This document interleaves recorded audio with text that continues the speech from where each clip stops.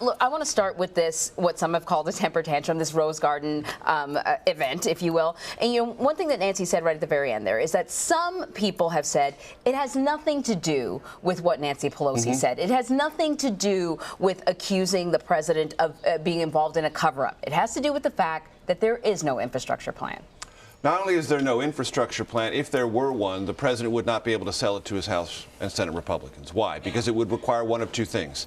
Higher gasoline taxes, most Republicans are opposed to that. That's how you finance it. Or deficit spending.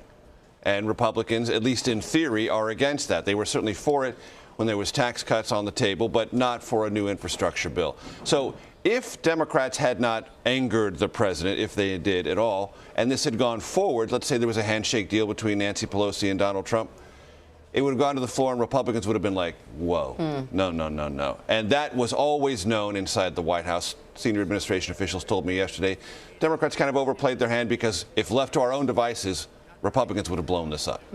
And the fault would have been theirs and the president's. And just much in the same way that he a few weeks ago said that the Republicans were going to be the party of health care, and Mitch McConnell said, I don't think so. Not till after the election. Right. Forget about it. Right. So when this president tries to set initiatives in motion, he runs into one of two problems.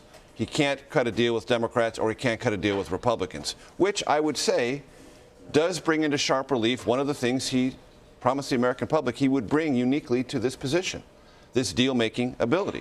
And infrastructure, I think, is a sideshow. There are other things that are pending before Congress right now that were gaining momentum, a 2-year budget deal to avoid a whole shutdown over raising the debt ceiling and a government shutdown at the end of this fiscal year. Those things are now stalled. There was a whole emergency relief package, Puerto Rico, other states affected by massive hurricanes, other storms and fires.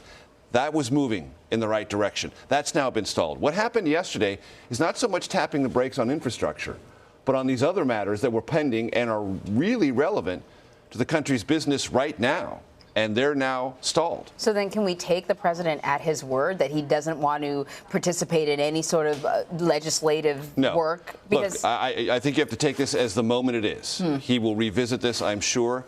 If the markets get destabilized by this, if there's any sense at all that the economy is getting in any kind of wobbly condition, then there isn't.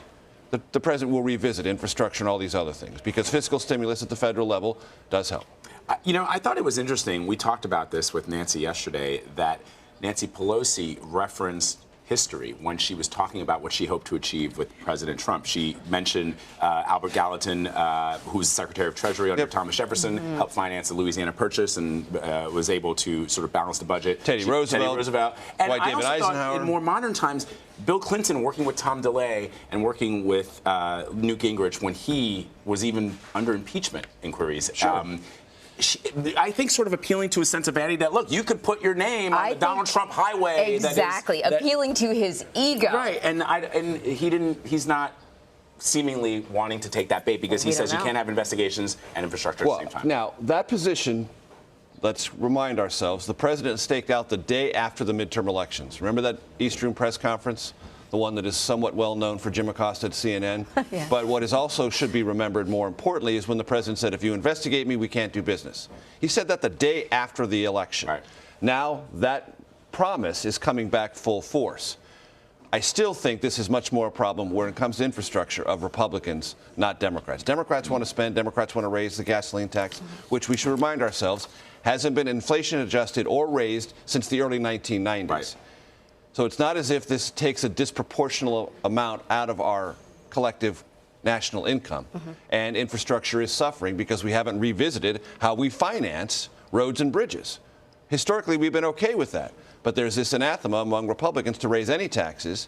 The gasoline tax hasn't been raised since 1993. If you raised it or just put it with inflation, there'd be more money for infrastructure. I also thought it was really interesting that he went after Nancy Pelosi, because I thought of all the Democrats, she's the one that is trying to quiet the chance of impeach. You know, she was the one that sort of said, that has almost sort of said, you know, you're slightly forcing my hand. It's almost like you're trying to impeach yourself. Right. So let's ask ourselves this question.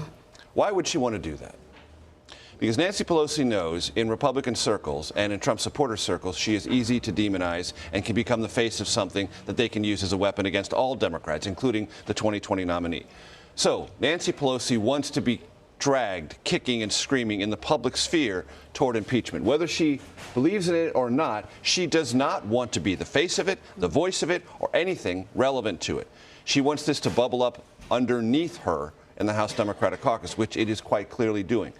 Something we need to keep in mind.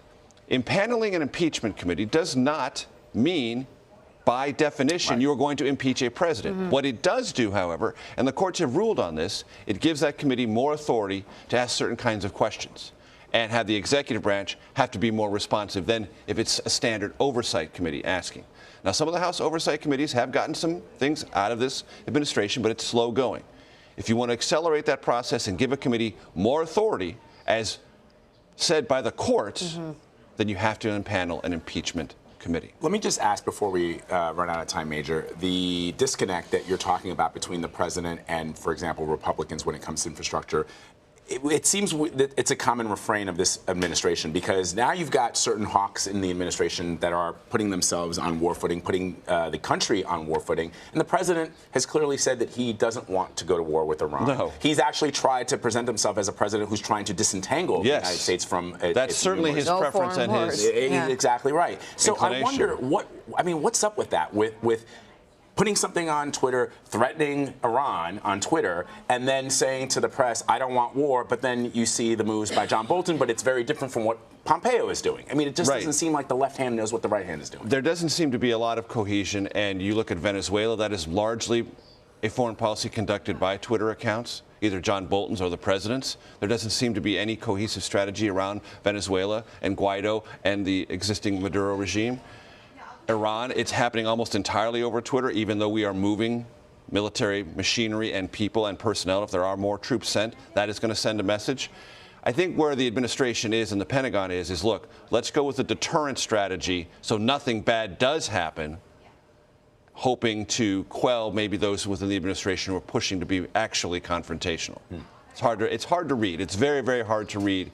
And it leaves open lots of different interpretations. And one of the constant threads of this administration makes our allies very nervous. Major Garrett, good to have you here. Nice We're to be so here. happy. We'll see you tonight in the Evening News. Indeed. All right.